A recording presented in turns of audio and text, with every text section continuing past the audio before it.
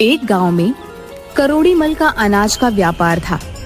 वह गांव के किसानों से अनाज लेकर महंगे दामों में शहर में बेचता था। मेरे सिवा किसी को अनाज बेचने की सोचना भी मत। मैं ही तुम सबका भला करूंगा। आप तो अन्नदाता हैं सेठ जी, हम गरीब कहाँ जाएंगे। धीरे धीरे सेठ ने सबकी जमीन भी हथिया ली। इस काम में करोड़ी मल की सहायता उनका मुंह लगा नौकर भोंदू करता था, जो कम अक्ल तो था लेकिन गांव के लोगों को अपने मालिक के बल पर बड़ा परेशान किया करता था। अरे भोंदू, तू बचपन में पेड़ से गिर गया था ना, ऐसी चोट लगी कि तेरे बाबा का हार्ट फेल हो गया। मुझे क्या पता मालिक, आपने ही मुझे पाला है। मेरे माँ बाप भगवान सब आप ही हैं। इसीलिए तेरी मूर्खताओं के बाद भी तुझे नहीं निकालता। पर अब सावधान हो जा। अरे मालिक, आपके लिए जान भी दे दूंगा।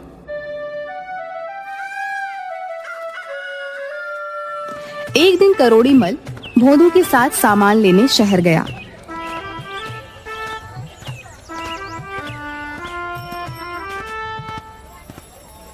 क्यों रे भोंदू, शाम हो गई है, हम लोग कहीं रास्ता भटक तो नहीं गए? ये सड़क कहाँ जाती है? सड़क कहीं नहीं जाती। सेठ जी, आपको क्या हो गया है? सड़क पर चढ़कर लोग इधर उधर जाते हैं। तो बैल का बैल ही रहेगा। किसी ऊंचे पेड़ पर चढ़कर देख, ये रास्ता कहाँ जाता है। सेठ की बात सुनकर भोंदू पेड़ पर चढ़ गया। उसे कुछ भी नजर नहीं आया। वह जोर जोर से रोने लगा। अब क्या हुआ? चुपचाप पीछे उतर जा, हम जल्दी ही शहर पहुंच जाएंगे। अरे मालिक, मुझे पेड़ से उतरना नहीं आता। मुझे बचा लो वरना मैं मर जाऊंगा मालिक। हे भगवान, अंधेरा गहराता जा रहा है। तू जल्दी से नीचे आ वरना डाकू आ जाएंगे और हमारा सारा सामान लूटा जाएगा। अरे सेठ जी, डाकुओं को आ जाने दीजिए, तो वही मुझे उतार पाएंगे। आप अपने सामान के लिए क्या मेरी जान की बाजी लगा देंगे? गोलू की बातें सुनकर करोड़ी मल सर पकड़कर बैठ गए। कुछ देर बाद सचमुच वहां से डाकू गुजरे।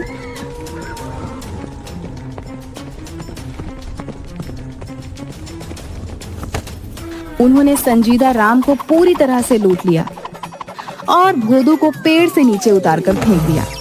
हाय मेरी कमर टूट गई।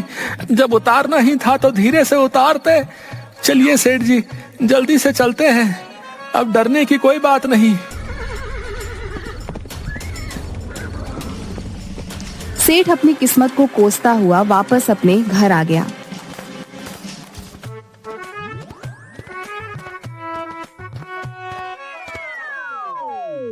आज के बाद जब मैं सामान खरीदने जाऊंगा तो तू मेरे साथ नहीं जाएगा। रात को सेठ के बेटे को बाथरूम जाना था। अरे ओ भोंदू, जरा सुरेश को संडास तो ले जा। अरे क्या करना है उसे? उसे लघु शंका करनी है। ना, मुझे विश्वास नहीं। अगर उसने कुछ और भी कर दिया तो मेरी जिम्मेदारी नहीं। आज्ञा से ज्यादा या कम कुछ नहीं करने दूंगा। हाँ। हे भगवान, तू रहने ही दे, मैं ही ले जाऊंगा। कुछ दिनों बाद सेठ वापस शहर सामान खरीदने के लिए गए तो सेठ की दुकान पर एक साधु आया। मुझे भूख लगी है, मुझे भोजन कराओ, भगवान तुम्हारा भला करेगा। वाह वाह वाह, बड़ा आया भोजन करने वाला।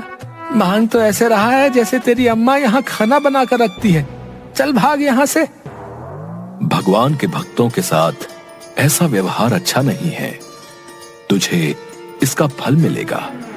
अरे जा, फल मिलेगा तो खा लूंगा। तू अपना काम कर। भोदू इसी तरह का व्यवहार सबके साथ करता था और सेठ का मुंह लगा नौकर होने के कारण वह पूरा फायदा उठाता था। एक दिन करोड़ी मल अपनी जमीनों की लिखा पढ़ी कर रहे थे कि उनका चश्मा गंदा हो गया। उन्होंने भोदू को बुलाया। अरे ओ भोंदू, जरा ये मेरा चश्मा तो साफ कर दे, कुछ भी नजर नहीं आ रहा है। अभी लो मालिक, ऐसा चमका दूंगा कि मुझ पर नाज करोगे। मालिक को खुश करने के लिए कमअक्ल भोदू सोचने लगता है कि क्या किया जाए। तभी उसे पास में रहने वाली घुमरी की आवाज सुनाई देती है। देख सुगनिया, मेरा बर्तन कितना चमक रहा है। कुछ भी चमकाना हो तो चूल्हे की राख से सूखा ही रगड़ देना चाहिए। अरे बस इतनी सी बात है, आज मालिक से इनाम लेके रहूंगा। वह चूल्हे की राख से रगड़ रगड़ कर चश्मा साफ कर देता है, जिसके कारण चश्मे के शीशों पर खरोच पड़ जाती है। अरे कमबख्त, ये क्या कर दिया मेरे चश्मे का तूने? इसी समय तू यहाँ से निकल जा। हे भगवान, अब मैं हिसाब किताब कैसे करूं? सेठ जी गुस्से में आकर भोदू को नौकरी से निकाल देता है। बहुत जगह नौकरी ढूंढता है, लेकिन उसकी नौकरी कहीं भी नहीं लगती। उसके व्यवहार के कारण और कम बुद्धि के कारण कोई भी उसे रखना नहीं चाहता। नौकरी तो मिलने से रही, मेरे लिए यही अच्छा है कि मैं अपना काम करूं। आज से मैं जंगल में जाकर लकड़ियां काट लूंगा। ना कोई मालिक है, ना नौकर, ना कोई डांटना फटकार। आराम से जीवन बिता लूंगा। जिंदगी में कभी भी मेहनत से काम ना करने के कारण वह किसी तरह पेड़ पर तो चढ़ गया, लेकिन कुल्हाड़ी से लकड़ियां काटने में उसकी जान निकलने लगी।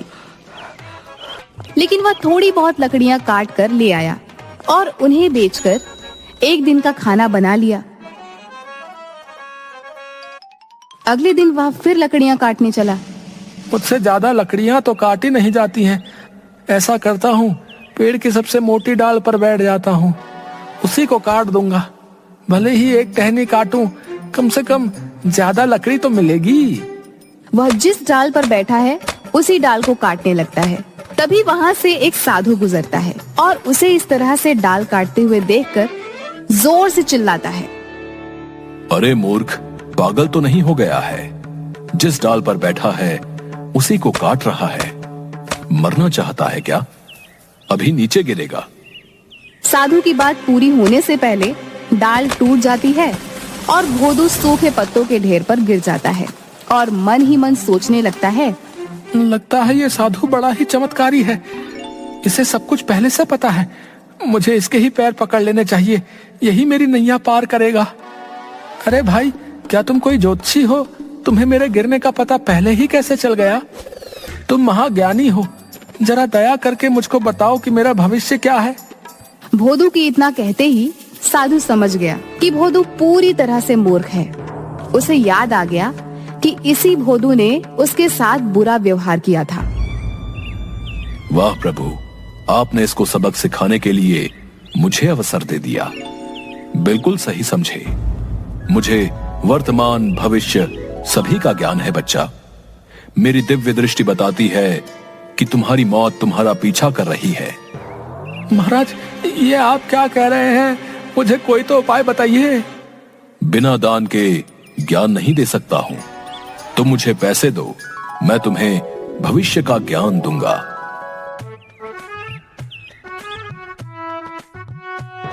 जेबों में उसे एक आने के सिवा कुछ भी नहीं मिलता। साधु महाराज, मेरे पास सिर्फ यही एक आना है। कृपया इसे स्वीकार करें और मुझे बताएं कि मैं कैसे मौत से अपनी रक्षा कर सकता हूँ। साधु ने मन ही मन हंसते हुए उसके एक आने को अपने जेब में रखा और बोला, ये काला धागा अपने पैर में बांध लो। याद रखना, जब तक ये धागा तुम्हारे पैर में बंधा रहेगा तुम जीवित रहोगे, और जैसे ही ये धागा टूट गया तुम मर जाओगे। धर्मराज हाथ पकड़कर ले जाएंगे।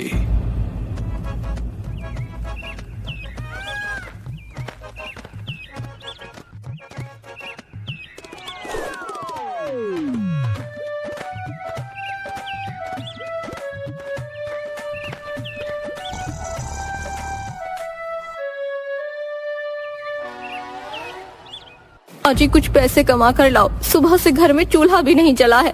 क्या हम लोगों को भूखा मारोगे? अरे भाग्यवान, मेरे पास ज्यादा समय नहीं है। मैं बिस्तर से उठा और मेरे पैर का धागा टूटा तो तू विधवा हो जाएगी। क्या बकवास कर रहे हो? धागा टूटने से भला कोई मरता भी है? अरे आज मैं एक ऐसे महाराज से मिला था जिसे भूत भविष्य सबका पता था। उन्होंने कह दिया तो ये होना निश्चित है। भोदू की पत्नी जानती थी कि भोदू के दिमाग में जो आ गया उसको हटाना नामुमकिन है। मजबूरी में वह खुद ही काम करने सेठ करोड़ीमल के घर गई।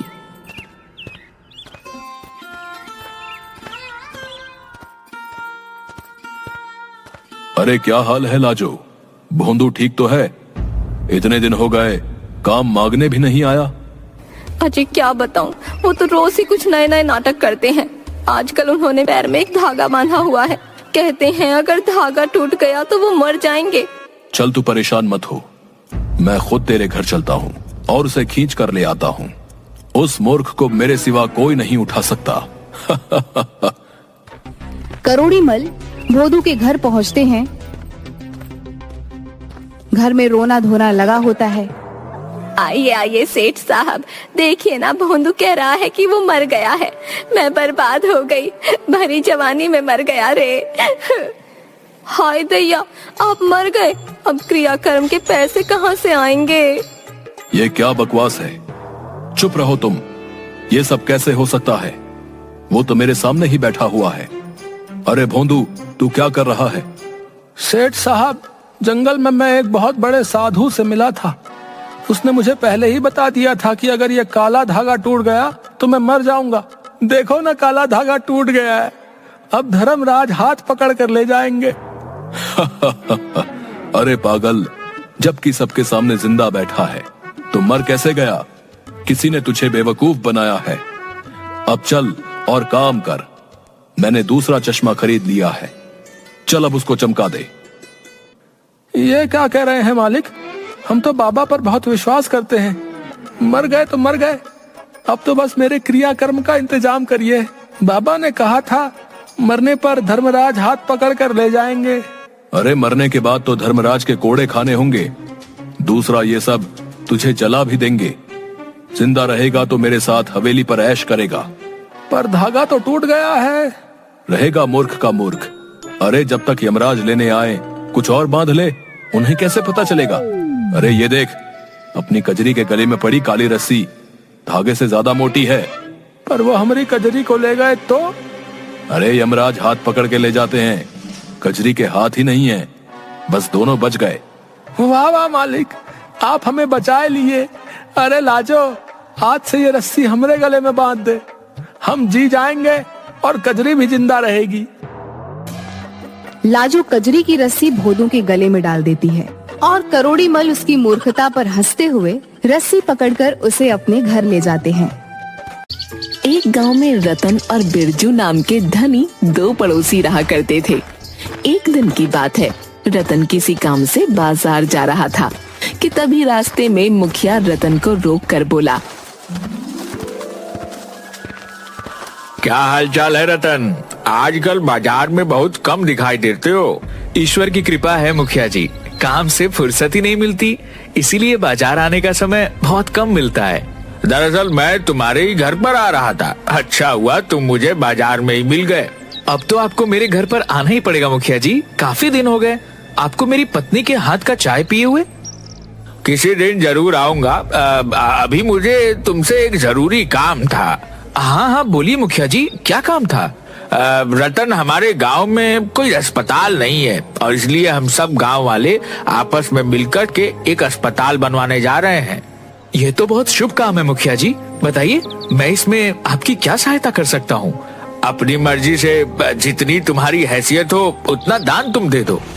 मुखिया की बात सुनकर रतन ने अपनी जेब से 100 रुपए का नोट निकालकर मुखिया को पकड़ा दिया। रतन, सिर्फ 100 रुपया? मेरी बस इतनी ही हैसियत है मुखिया जी। इतना कहकर रतन वहाँ से चला गया। मुखिया खराब मूड लेकर सीधे बिरजू के घर चला गया। अरे आइए मुखिया जी, बड़ी लंबी उम्र है आपकी, मैं आपको ही याद कर रहा था।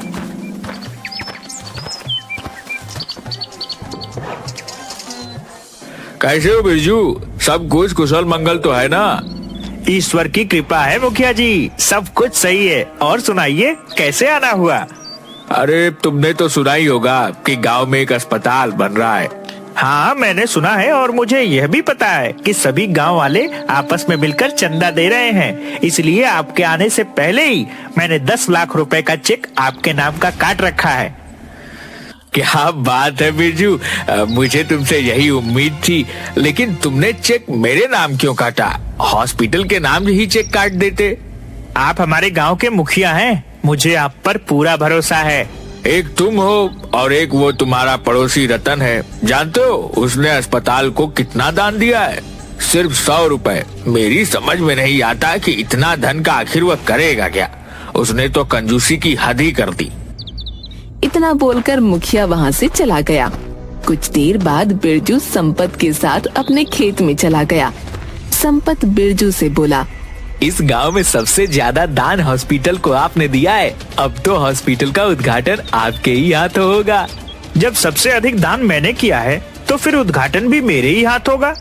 वैसे मुझे रतन से ऐसी उम्मीद नहीं थी। वह इतना कंजूस निकलेगा यह नहीं कभी सोचा था। संपत की बात सुनकर बिरजू मुस्कुरा कर रह गया। समय ऐसे ही बीतता गया।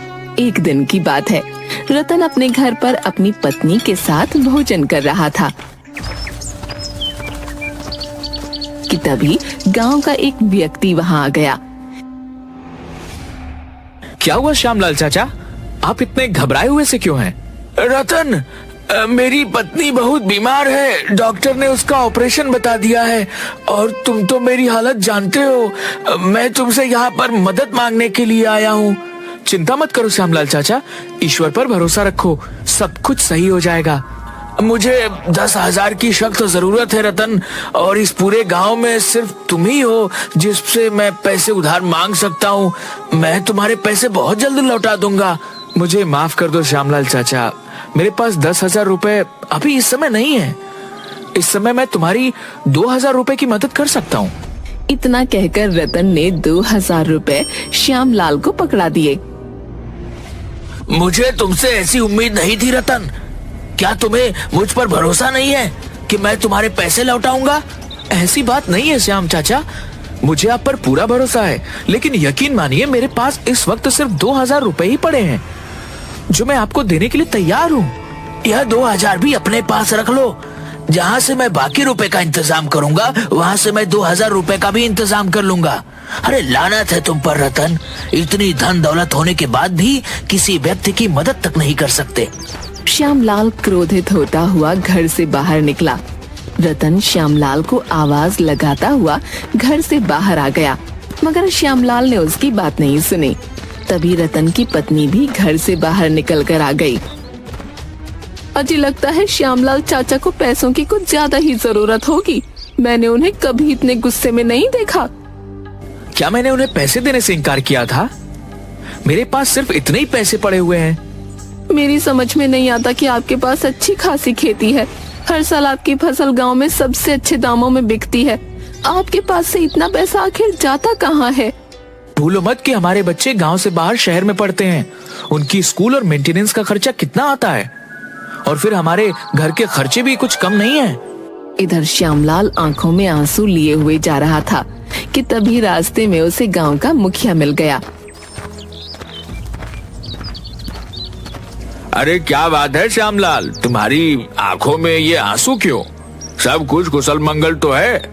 अब क्या बताऊं मुखिया जी, मेरी पत्नी की तबीयत कुछ दिनों से ठीक नहीं चल रही।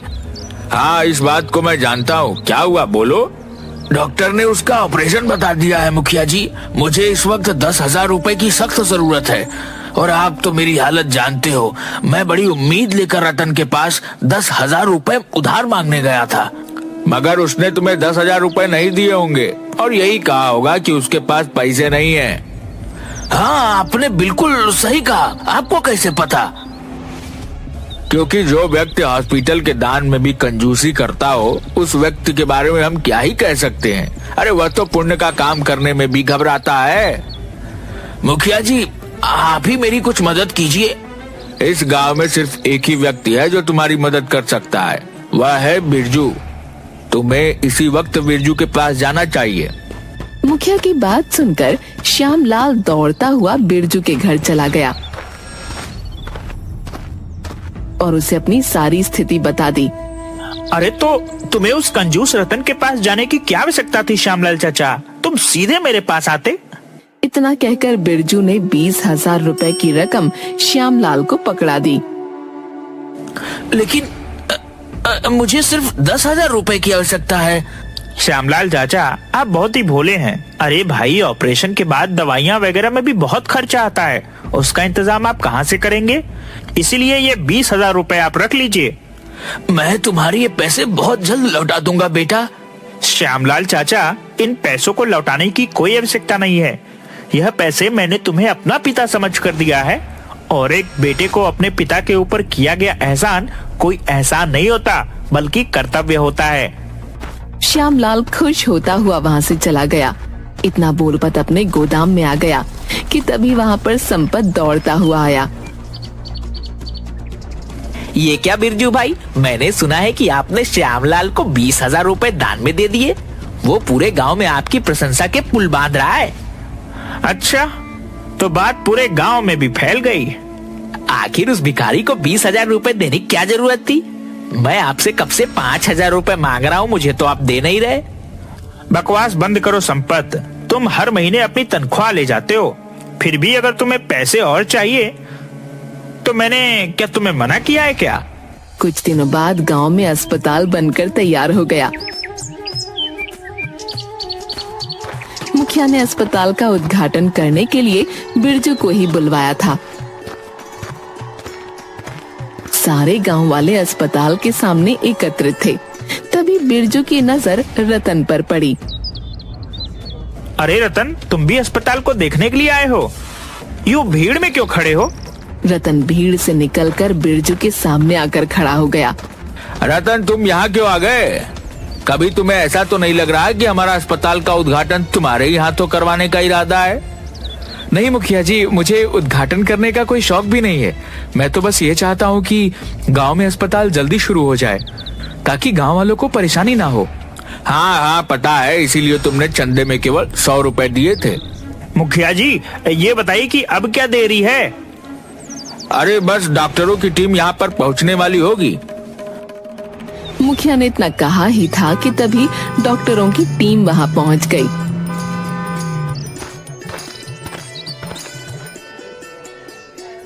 बिरजू अस्पताल का रिबन काटने ही वाला था कि तभी अचानक वो बेहोश होकर गिर गया। अरे ये क्या हुआ? ये अचानक बेहोश कैसे हो गया? बिरजू को तुरंत उसी अस्पताल में एडमिट कर दिया और डॉक्टर उसकी जांच पड़ताल करने लगे। एक डॉक्टर रूम से बाहर निकलकर मुखिया से बोला, इनके परिवार वाले कहाँ हैं? बिरजू के परिवार वाले तो सब अमेरिका में रहते हैं डॉक्टर। बिरजू गांव में अपने साथी संपत के साथ रहता है। इसके परिवार वाले कभी कभी यहाँ आते हैं। बात असल में ये है कि मुखिया जी कि बिरजू की एक किडनी बुरी तरह से खराब हो चुकी है। अगर अभी इसकी किडनी ट्रांसप्लांट नहीं किया गया तो इसकी जान जा सकती है। चिंता मत कीजिए डॉक्टर, हमारे गांव में बिरजू ने इतने लोगों की मदद की है, कोई न कोई किडनी देने के लिए तैयार जरूर हो जाएगा। इतना बोलकर मुखिया वहां से चला गया। मुखिया ने गांव के हर व्यक्ति से बिरजू के लिए किडनी मांगी, मगर सबने किडनी देने से इनकार कर दिया, सिवाय एक के। कुछ दिनों बाद बिरजू स्वस्थ हो गया। मुखिया अस्पताल में बिरजू से मिलने के लिए आया। ईश्वर का लाख लाख शुक्र है कि तुम स्वस्थ हो गए। मुखिया जी, मेरी एक किडनी खराब हो चुकी थी। गांव के ही किसी व्यक्ति ने मुझे अपनी एक किडनी दान दी है। मैं जानना चाहता हूँ, ये काम मेरे वफादार साथी संपत के अलावा और कोई नहीं कर सकता। नहीं बिरजू, तुम्हारा वफादार साथी तो संपत किडनी का नाम सुनते ही भाग गया। गांव के हर व्यक्ति ने तुम्हें किडनी देने से इनकार कर दिया। तो फिर कौन है वो जिसने मुझे किडनी दी? मैं उसका आभार व्यक्त करना चाहता हूँ। हालांकि अगर मैं अपनी सारी दौलत भी उसके कदमों में लाकर रख दूं तो मैं उसका कर्ज नहीं चुका सकता। उसने मना किया है कि तुम्हें उसका नाम न बताया जाए। अब तुम्हें घर चलना चाहिए, डॉक्टर ने तुम्हें छुट्टी दे दी है। बिरजू मुखिया के साथ अस्पताल से बाहर आया ही था कि तभी एक कार आकर रुक गई। उस कार में से एक वकील निकलकर मुखिया के सामने हाथ जोड़ता हुआ बोला, मुझे माफ कीजिएगा मुखिया जी, मुझे आने में थोड़ी देर हो गई। कोई बात नहीं वकील साहब, तो क्या उस महान व्यक्ति का नाम पता लगा?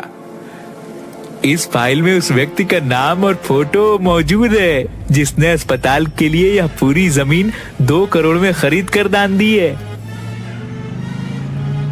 इतना कहकर वकील वहां से चला गया। मुखिया ने जैसे ही फाइल खोलकर देखा तो उसमें रतन का फोटो लगा हुआ था। ये सब क्या हो रहा है मुखिया जी? मैं काफी दिनों से यह पता लगाने का प्रयास कर रहा था कि जिस जमीन पर यह अस्पताल बनकर तैयार हुआ है, यह जमीन किसने खरीद कर दान में दी है। बिरजू, यह जमीन हमारे ही गांव के व्यक्ति रतन ने खरीद कर दान में दी है। जैसे सारा गांव कंजूस के नाम से बुलाता है, मुझे तो विश्वास नहीं हो रहा कि कहीं ये रतन की कोई चाल तो नहीं। मैं बताना तो नहीं चाहता था, लेकिन अब तुम्हें बता देता हूँ। तुम्हें किडनी देने वाला कोई और नहीं बल्कि रतन है। मुखिया की बात सुनकर बिरजू की आंखों में आंसू आ गए। मुझे रतन के पास ले चलिए मुखिया जी। मुखिया बिरजू को रतन के घर पर ले गया।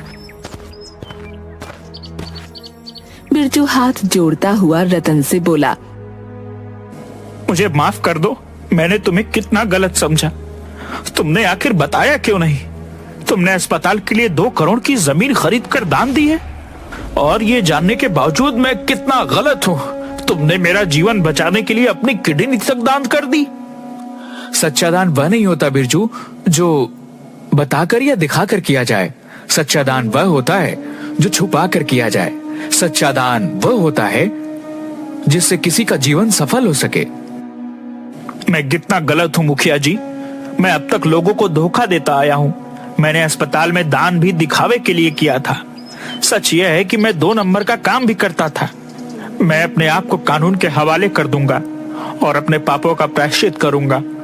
अपने पापों के प्रायश्चित करने के लिए तुम्हारा जेल जाना जरूरी नहीं। बिरजू, तुम अभी और इसी वक्त अपने सारे बुरे धंधे बंद कर दो और अपने बुरे धंधे से कमाई हुई सारी दौलत गरीबों को दान कर दो। फिर देखो तुम्हें तुम्हारे मन को कितनी शांति मिलती है। रतन की बात सुनकर बिरजू मुस्कुरा दिया और बिरजू ने ठीक वैसा ही किया। उसने अपने बुरे कर्मों से कमाई की सारी दौलत गरीबों में दान कर दी। धन्नू के परिवार में पत्नी मीना और उनकी 2 बेटियां रीमा और सीमा थीं। लेकिन धन्नू को बेटे की चाह थी जो उनकी देखभाल कर सके। हर तरह के उपाय करने के बाद जब वो निराश हो गए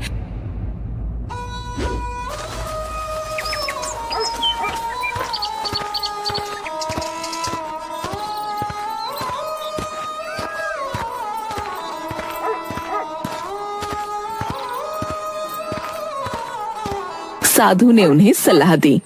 देखो बेटा, तुम्हारी कुंडली में पूर्व जन्म का दोष है, लेकिन यदि तुम जंगल में रहकर जीव जंतुओं की सेवा करो तो बेटा जरूर प्राप्त होगा।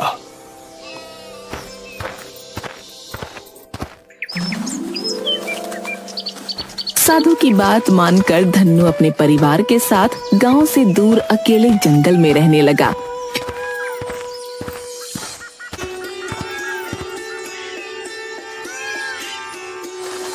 एक दिन धन्नू अपनी पत्नी से बोला, अजी सुनती हो, जंगल में माता कपालिका का मंदिर है। सुना है बड़ी जागृत देवी है। आज से मंदिर में रोज पूजा आरती करेंगे। शायद माता के आशीर्वाद से तुम्हारी गोद भर जाए।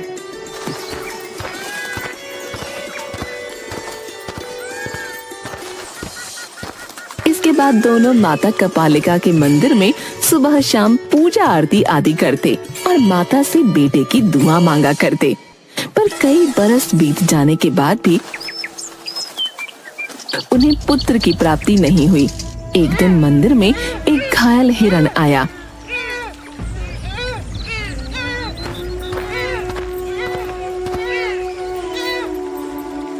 तुम दोनों ने मेरी बहुत सेवा की।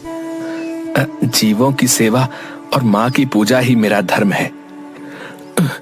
जीव सेवा और माँ सेवा से माँ बहुत खुश है। मैं माँ का दूत हूँ। मधुबनी में माँ का त्योहार मनाया जा रहा है। बहुत बड़ा मेला लगा हुआ है और उस मेले में दूर दूर से ज्ञानी, विज्ञानी, जोकर, जादूगर और भविष्यवक्ता आदि आए हुए हैं। अरे भैया, हम वहाँ जाकर क्या करेंगे? वैसे भी अब जिंदगी में क्या रखा है? बेटियों की शादी हो जाएगी, हमें मेलों में जाने का कोई चाव नहीं है। अरे बेटी, क्यों हिम्मत हारती हो? मेले में आने वाले जादूगर और भविष्यवक्ता मनोरंजन के साथ ही साथ लोगों की समस्या का समाधान भी कर रहे हैं। मुझे पूरा विश्वास है, तुम जाकर अपनी समस्या बताओ तो तुम्हें उसका समाधान जरूर मिलेगा। अरे मीना, इतने उपाय तो कर चुके, अब जब इसके बारे में पता चला है तो मेले में जाकर आए हुए ज्ञानियों से भी मिल लेते हैं। शायद वही हमें बताएं कि हमें पुत्र रत्न की प्राप्ति कब होगी। पति की बात सुनकर अगले दिन सुबह वे सभी मेले में भाग लेने के लिए गांव की तरफ चल पड़े।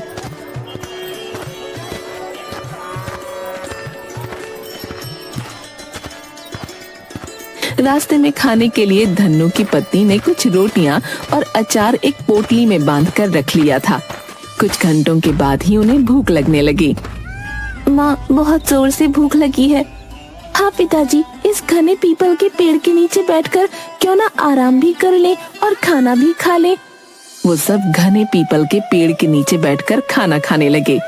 खाने की पोटली खोलते समय धन्नू की पत्नी ने कहा, हम सब तो एक एक खाएंगे, पर छोटी बेटी को जब भूख लगती है वो कुछ नहीं छोड़ती, सभी खा जाती है। ये सुनकर सब जोर जोर से हंसने लगे। पीपल के उस बड़े पेड़ के नीचे जहाँ बैठकर वो खाना खा रहे थे, परी रानी के दिए शाप के कारण वहाँ कुछ परियां रहा करती थीं। उन्होंने सोचा, शायद इन लोगों को हमारे बारे में पता चल गया है और हम ही को खाने के बारे में ये लोग बात कर रहे हैं। वो सब बहुत डर गईं और एक परी चिड़िया के रूप में सामने आकर बोली, क्यों खाना चाहते हो? हम भूखे हैं। भूख लगी है तो खाना ही पड़ेगा। तो क्या सब खा जाओगी? हाँ, मैं तो सब खाऊंगी। फिर तुम सब तो एक एक खाओगे, पर तुम्हारी बेटी तो सब खा जाएगी। हम सब बहुत भयभीत हैं। गरीब धन्नू के परिवार को कुछ समझ नहीं आया कि चिड़िया क्या बोल रही है। आखिर तुम्हारी परेशानी क्या है? हमें जल्दी खाकर गांव की तरफ जाना है और जादूगर से मिलना है। रात होने वाली है, अब हम रुक नहीं सकते। हाँ, अब हम खाना शुरू करेंगे। अब हम नहीं रुक सकते। हम 4 परियों को हमारे पाप की सजा मिल चुकी है, इसलिए हम इस पेड़ पर रहते हैं। अगर तुम कुछ भी ना खाओ तो मैं तुम्हें एक जादुई गलीचा दे सकती हूँ। वो तुम्हें जहाँ चाहे ले जाएगा, पर तुम लोग खाओगे तो नहीं। धन्नू को कुछ समझ में नहीं आया कि परियां ये सब क्यों कह रही हैं।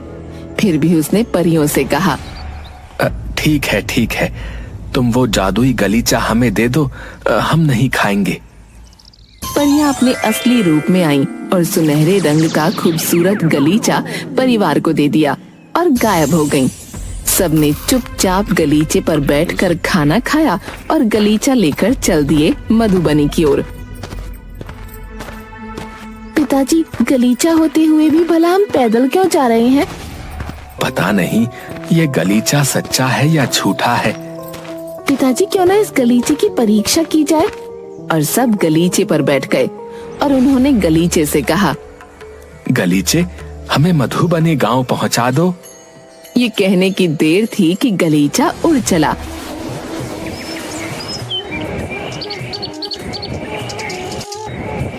और कुछ ही मिनटों में गलीचे ने उन लोगों को मधुबनी गांव पहुंचा दिया।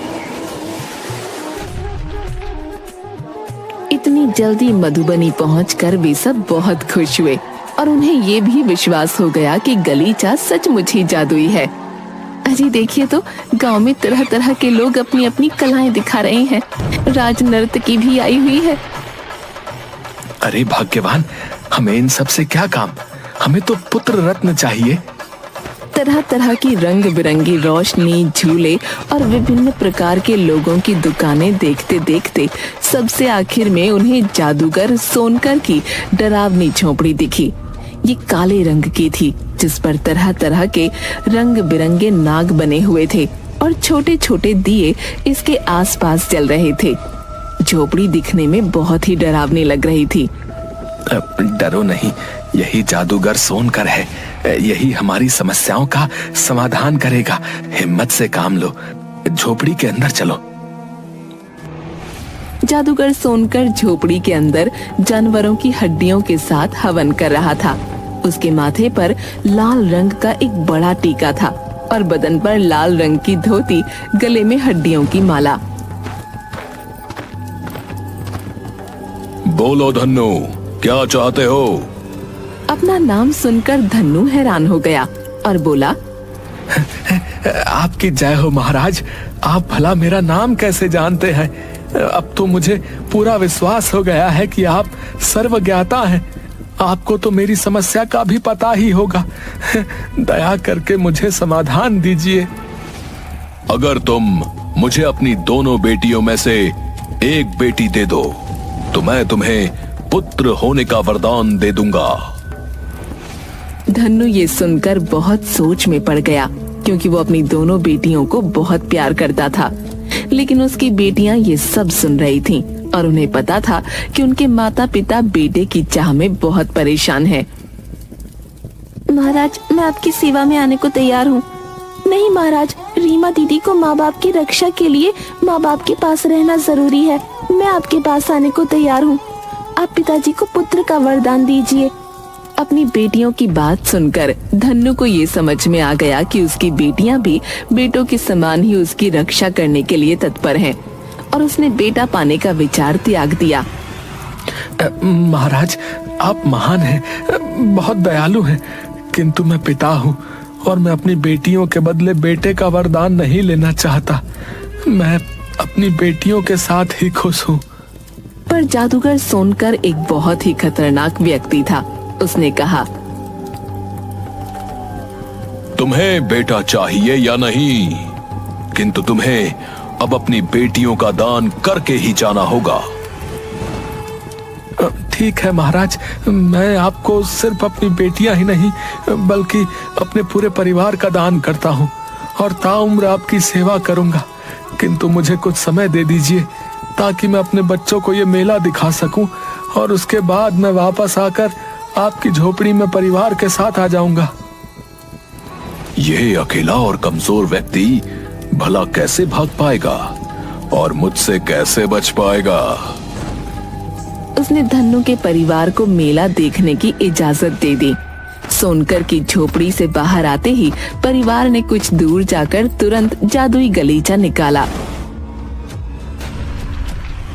और उस पर बैठकर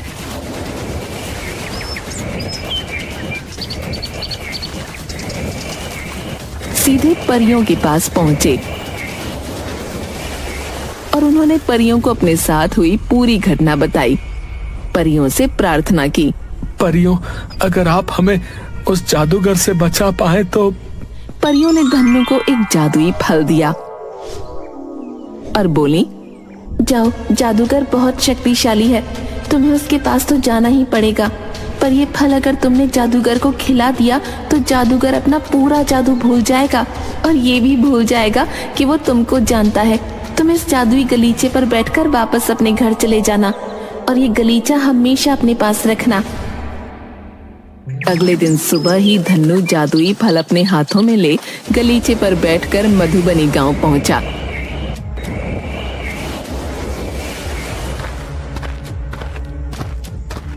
और सोनकर की झोपड़ी में जाकर बोला, मालिक, मैं आ गया और अपने सबसे अच्छे फल के पेड़ से आपके लिए सबसे मीठा फल लेकर आया हूँ। ये सुनकर जादूगर बहुत खुश हुआ और धन्नु से बोला, बहुत अच्छा, लाओ ये मुझे दो, खाकर देखता हूँ कितना मीठा है। उसने फल खा लिया और सोनकर बेहोश हो गया।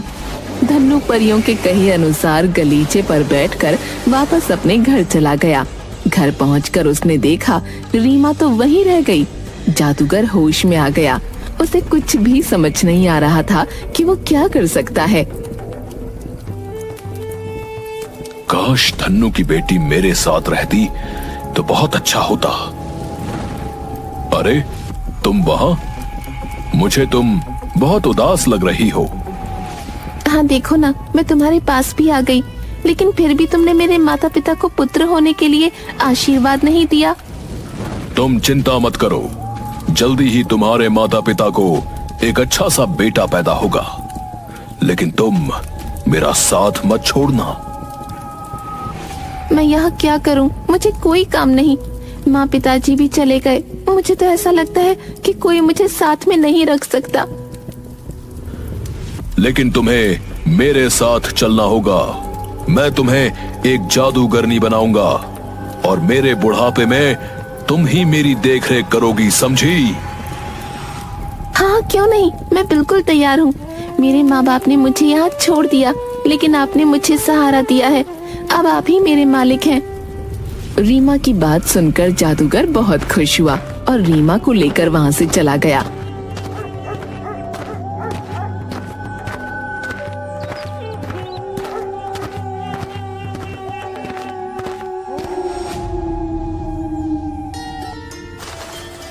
रीमा को बहुत ढूंढने के बाद भी वो जब नहीं मिली,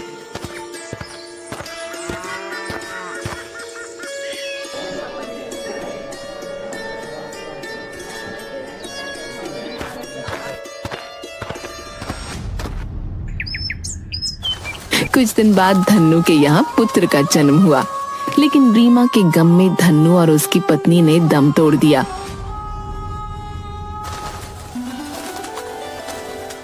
सीमा ने अपने भाई दिवाकर को पाल पोस कर बड़ा किया। अब तुम बहुत बड़े हो गए हो, हमें जादूगर सोनकर को ढूंढकर अपनी बहन को वापस लाना है। लेकिन दीदी, हमें रीमा बहन का पता कैसे चलेगा?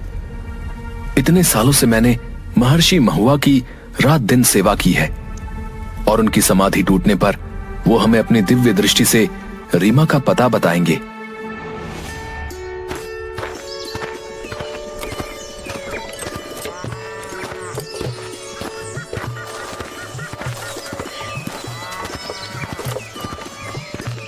कुछ दिनों बाद महर्षि महुआ कर की तपस्या टूटी और वो सीमा की सेवा से खुश होकर कहते हैं, बोलो बेटी, तुम्हें क्या चाहिए? गुरुजी, मैं सिर्फ अपनी बहन रीमा का पता लगाना चाहती हूँ। तुम्हारी बहन रीमा तुम सबको भूल चुकी है और जादूगर सोनकर ने उसको एक बहुत बड़ी जादूगरनी बना दिया है। इस समय वो बहुत बूढ़ा हो गया है, लेकिन रीमा सारी मानव जाति पर अपने जादू से जुल्म कर रही है। महर्षि, हमारी बहन हमको कैसे पहचानेगी? बच्चों, परी के दिए हुए जादुई गलीचे को देखकर ही उसे सब कुछ वापस याद आ जाएगा। तुम तीनों को मिलकर उस जादूगर को मृत्यु के घाट उतारना होगा, वरना वो मानव जाति को खत्म कर देगा। ऋषि के बताए हुए पते पर जब वो पहुंचते हैं तो देखते हैं कि जादूगरनी रीमा का महल जंगल के बीचों बीच हवा में बना हुआ था। उसने सारे पेड़ पौधों को मिट्टी का बना दिया था। जैसे ही सीमा और दिवाकर जंगल में पहुंचे, रीमा को पता चल गया। पिताजी, 2 मानव हमारी जादू नगरी में आए हैं, अभी इनको मजा चखाती हूँ। दिवाकर जैसे ही महल के पास पहुँचता है, रीमा उसे भी मिट्टी का बना देती है। हे भगवान, रीमा को जब तक पता चलेगा कि हम उसकी तलाश में आए हैं, तब तक कहीं देर न हो जाए। मैं महर्षि के कहे अनुसार जादुई गलीचे पर बैठ जाती हूँ, शायद वो मुझे पहचान जाए। सीमा को जादुई गलीचे पर बैठे देख रीमा को सब याद आ जाता है। सीमा, ये तुम हो? मैं तुम लोगों को बचाने के लिए यहाँ रुक गई थी। माँ पिताजी कैसे हैं? बहन, पिताजी ने तुम्हें बहुत ढूंढा, तुम नहीं मिली। अब हमारा एक भाई है, लेकिन तुम्हारे गम में माँ और पिताजी स्वर्गवासी हो गए।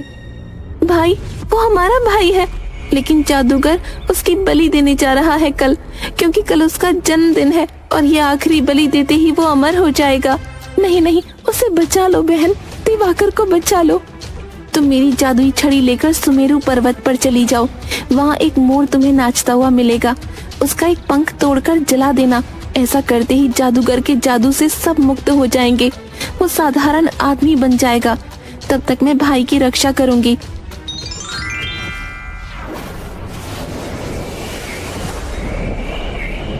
सीमा छड़ी लेकर उड़ती हुई पर्वत पर पहुंचती है। उसे नाचता हुआ मोर दिखता है।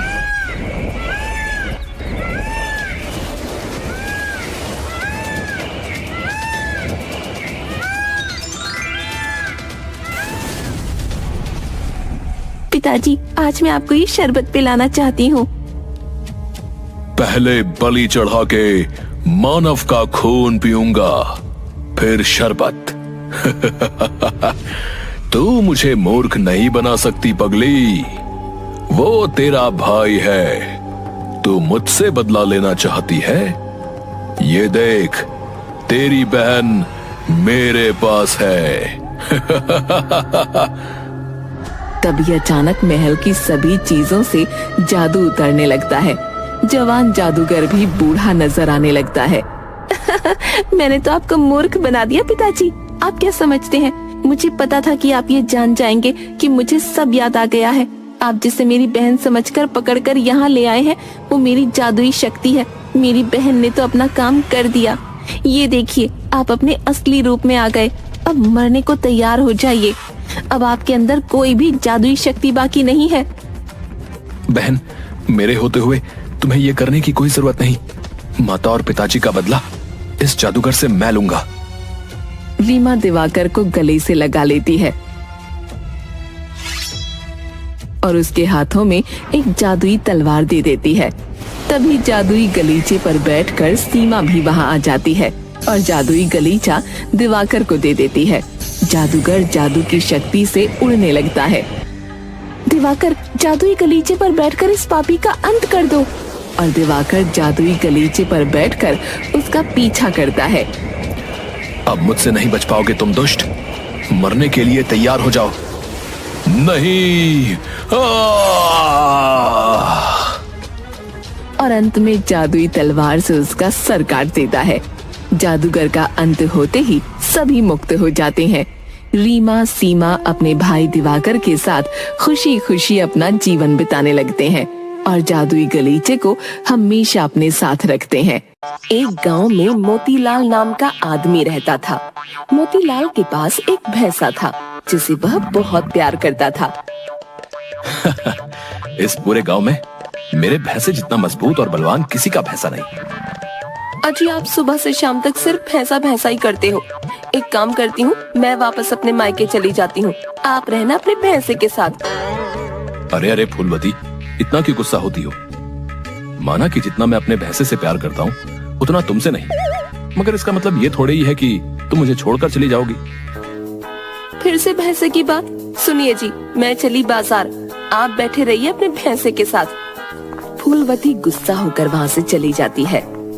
अरे अरे, लगता है गुस्सा होकर चली गई। छोड़ो, मैं अपने भैंसे को चारा खिला देता हूँ। हर रोज मोतीलाल अपने साथ अपने भैंसे को भी साबुन लगा लगा कर नहलवाया करता और किसी कीड़े मकोड़े को उसके आसपास भी भटकने नहीं देता। एक रात बरसात शुरू हो जाती है।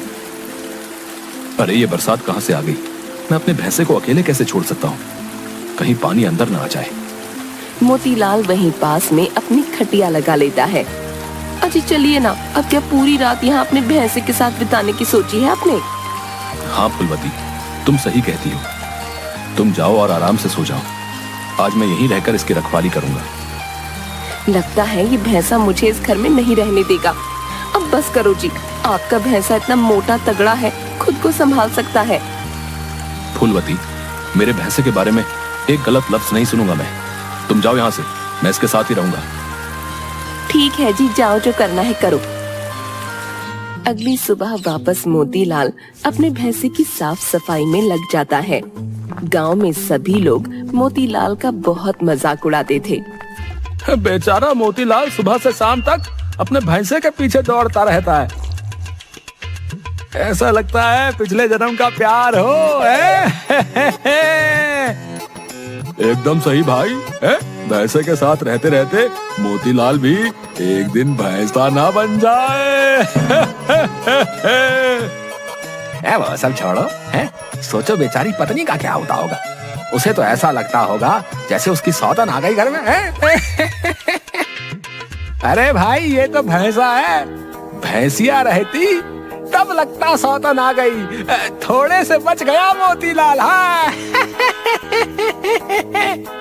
सभी बहुत जोर जोर से हंसते हैं और मोतीलाल का मजाक उड़ाते हैं। आज इसे गांव में घुमा देता हूँ। बहुत दिनों से बाहर घूम नहीं पाया। मोतीलाल अपने भैंसे को साथ लेकर गांव में घूमने निकलता है। अरे मोतीलाल, फिर से आ गए अपने भैंसे के साथ है? क्यों भाई, तुझे किस बात पे इतनी हंसी आ रही है? हाँ, मैं अपने भैंसे के साथ हूँ। बोल, तुझे क्या दिक्कत है?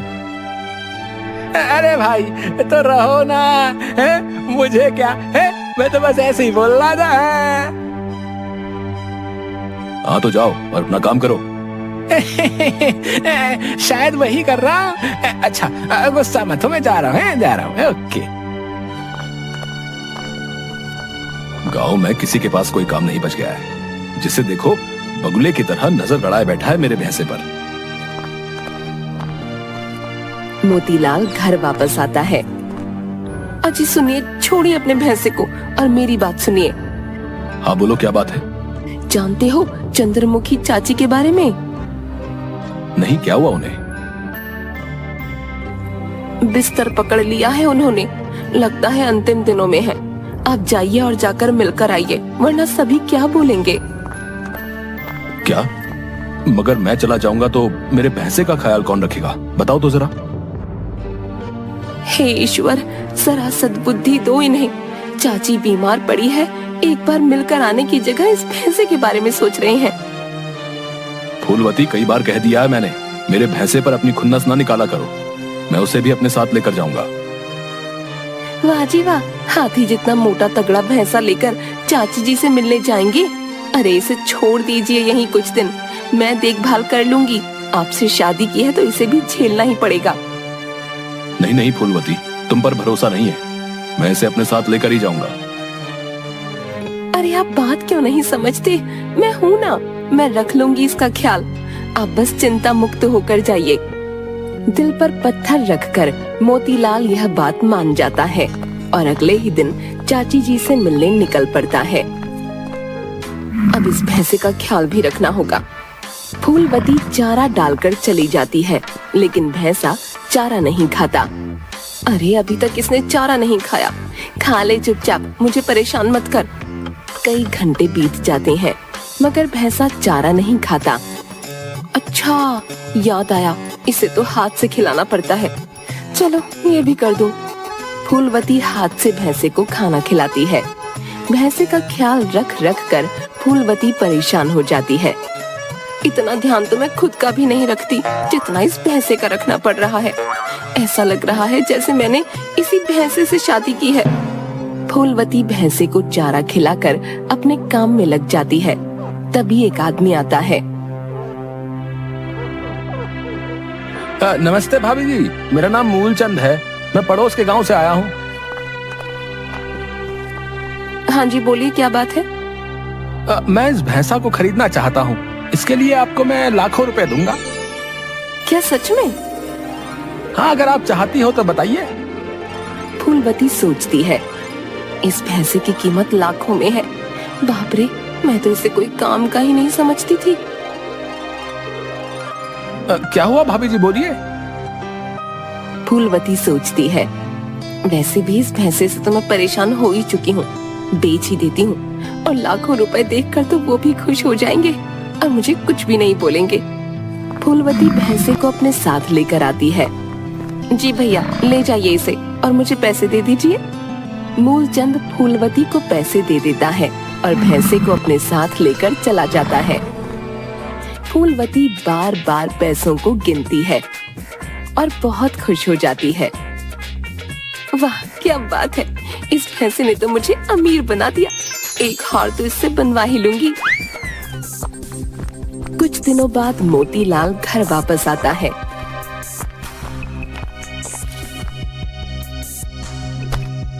और तुरंत अपने भैंसे को देखने जाता है। फूलवती, फूलवती, कहाँ हो? अरे मेरा भैंसा कहाँ है, जरा बताना। अरे छोड़िए ना, ये देखिए लाखों रुपए मिले हैं। मेरा भैंसा कहाँ है, पहले ये बताओ। कहाँ रहेगा, मूलचंद जी के पास होगा। बेच दिया है मैंने उसे, उसी के बदले लाखों रुपए मिले हैं। ये देखिए ना। मेरे भैंसे को बेच दिया तुमने? ये क्या किया तुमने? तुम्हारी हिम्मत कैसे हुई ऐसा करने की? तुम्हें पता है वो मेरे लिए कितना खास है? अभी के अभी बताओ, कहाँ है मेरा भैंसा? हे भगवान, अभी भी आपको उस भैंसे की पड़ी है। उस भैंसे के बदले आपको लाखों रुपए मिल रहे हैं, फिर भी आप उसके पीछे ही पड़े हैं। जाइए, पड़ोस के गांव में मूलचंद जी के पास है आपका भैंसा। उन्होंने जो पैसे दिए हैं वो मुझे दो। अभी मैं उन्हें वापस देकर आता हूँ और अपना भैंसा लेकर आता हूँ।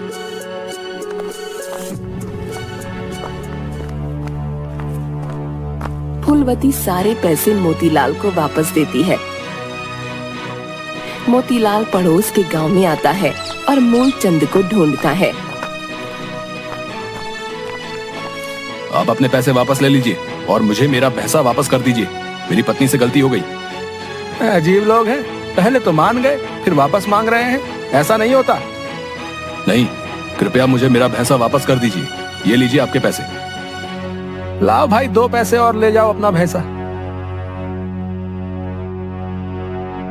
जब देना ना हो तो सौदा करने की कोई जरूरत नहीं। अरे भाई, माफ करना, गलती हो गई।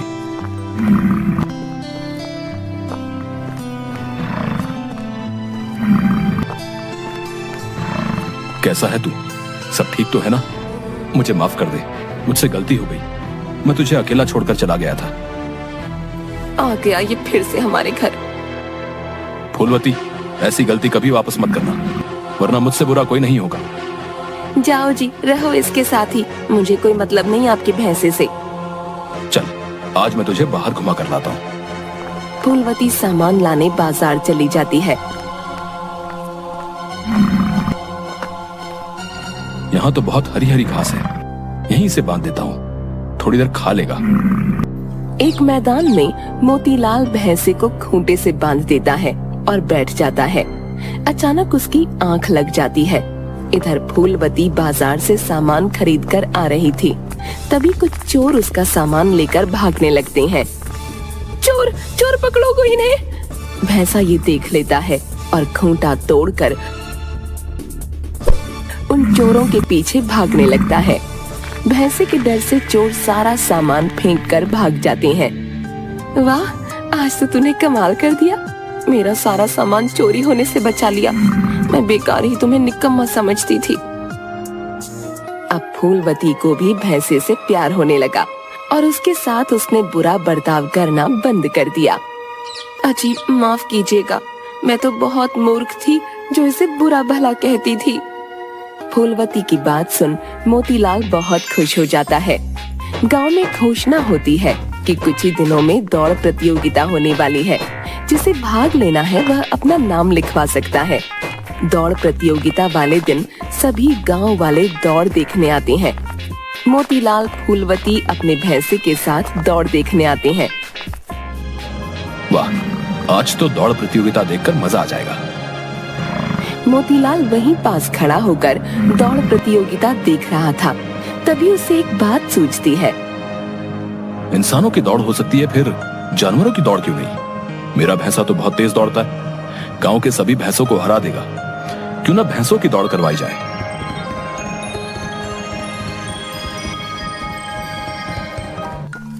मोतीलाल ये बात गांव के सरपंच को बताता है।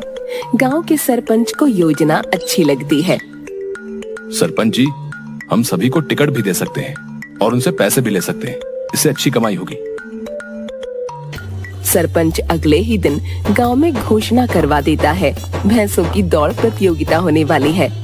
सभी भैंसों की दौड़ प्रतियोगिता सुन बहुत आश्चर्य में पड़ जाते हैं और पैसे देकर टिकट खरीदते हैं। मोतीलाल अपने भैंसे को मैदान में उतारता है। कुछ ही क्षणों में मोतीलाल का भैंसा दौड़ प्रतियोगिता जीत जाता है। सभी बहुत मजे से प्रतियोगिता देखते हैं। कुछ नया था, इसलिए दूर दूर से भी सभी लोग भैंसों की दौड़ प्रतियोगिता देखने आने लगते हैं। वाह वाह, क्या बात है। ये मोतीलाल का भैंसा तो सभी को हरा देता है भाई, हैं? इसे हरा पाना तो बहुत मुश्किल है भाई, हैं? हाँ भाई, बात तो सही कही तुमने। इसे हरा पाना भाई किसी के बस की बात नहीं भाई। इस तरह बहुत अच्छी कमाई शुरू हो जाती है और सभी अपनी अपनी भैंसों को दौड़ प्रतियोगिता में लेकर आने लगते हैं। मोतीलाल का भैंसा बहुत प्रसिद्ध हो जाता है। भैंसों की दौड़ प्रतियोगिता देख आसपास के गांव वाले भी ऐसी ही प्रतियोगिता करवाना शुरू कर देते हैं। वाह मोतीलाल, कमाल की सोच थी तुम्हारी। आज देखो, इन भैंसों की दौड़ देखने के लिए लोग कितने उत्साहित रहते हैं। धन्यवाद सरपंच जी।